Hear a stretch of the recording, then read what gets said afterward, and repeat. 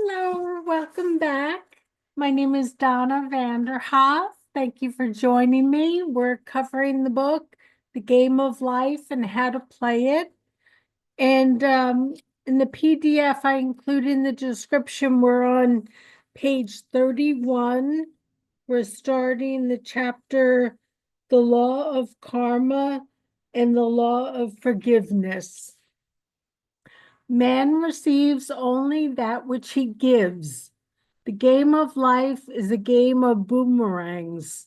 Man's thoughts, deeds, and words return to him sooner or later with astounding accuracy. This is the law of karma, which is Sanskrit for comeback. Whatsoever a man soweth, that shall he also reap.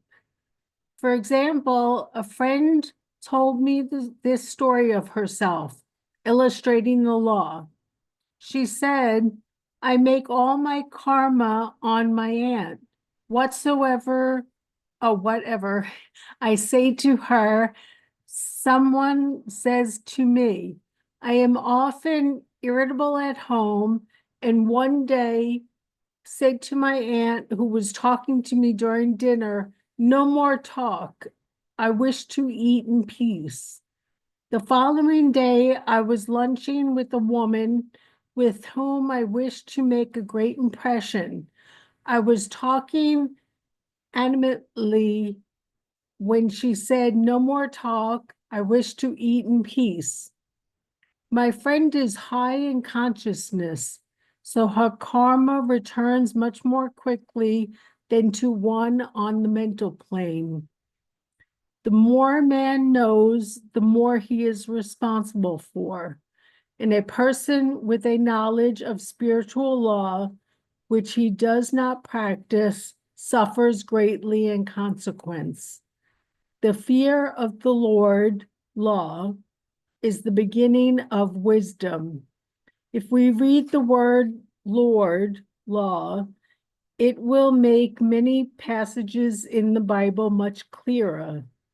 Vengeance is mine, I will repay, saith the Lord. Law. It is the law which takes vengeance, not God.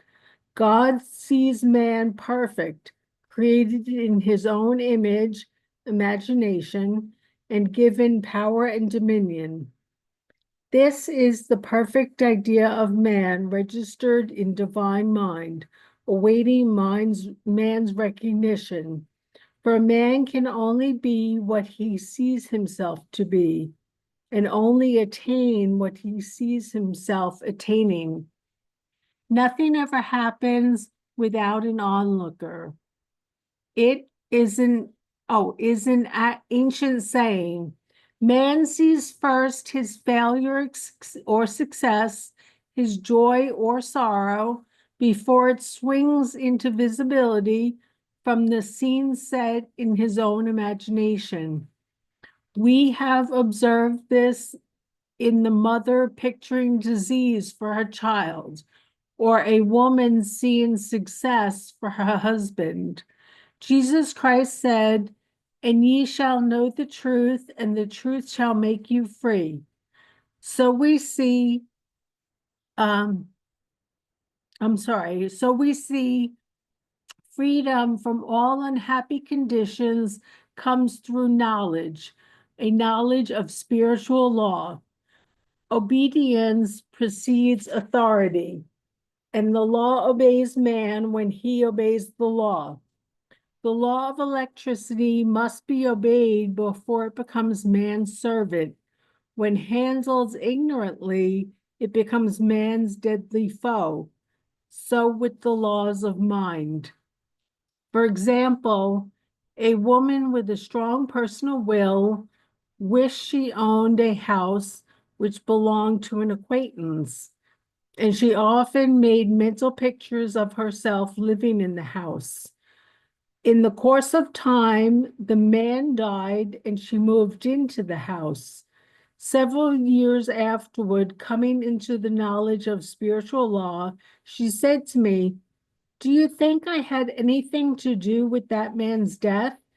I replied, yes, your desire was so strong, everything made way for it, but you paid your karmic debt. Your husband, whom you loved devotedly, died soon after, and the house was a white elephant on your hands for years. The original owner, however, could not have been affected by her thoughts had he been positive in the truth, nor her husband, but they were both under karmic law. The woman should have said, feeling the great desire for the house, infinite intelligence, give me the right house, equally as charming as this, the house which is mine by divine right. The divine selection would have given perfect satisfaction and brought good to all. The divine pattern is the only safe pattern to work by. Desire is a tremendous force and must be directed in the right channels or chaos ensues. In demonstrating, the most important step is the first step, to ask, all right. Man should always demand only that which is his by divine right. To go back to the illustration, had the woman taken this attitude, if the house I desire is mine, I cannot lose it. If it is not, give me its equivalent. The man might have decided to move out harmoniously had it been divine selection for her, or another house would have been substituted. Anything forced into manifestation through personal will is always ill-got and has ever bad success. Man is admonished, my will be done, not thine. And the curious thing is, man always gets just what he deserves when he does relinquish personal will, thereby enabling infinite intelligence to work through him. Stand ye and see the salvation of the Lord. Law. We'll stop there, and tomorrow we'll start with the example she gives on the next page. Well, actually, it's on the bottom of page 33. Um, so this is really great stuff she's talking about because, like I had an example of this. I wanted to marry a particular person, and I had a mentor of mine tell me, don't focus on that specific person because they may not be the divine person that's for me. Just you just have to like connect in with the meditate and connect in with divine intelligence, God, whatever you want to call it, and be guided to who is the right person, say that you want to marry or the right house you want to buy. Don't like force your will, because then chaos ensues, as she says. So this is a really great chapter on the law of karma. So we'll continue with this tomorrow. And thank you for joining me tonight, and have a great night. And I'll see you tomorrow. Bye.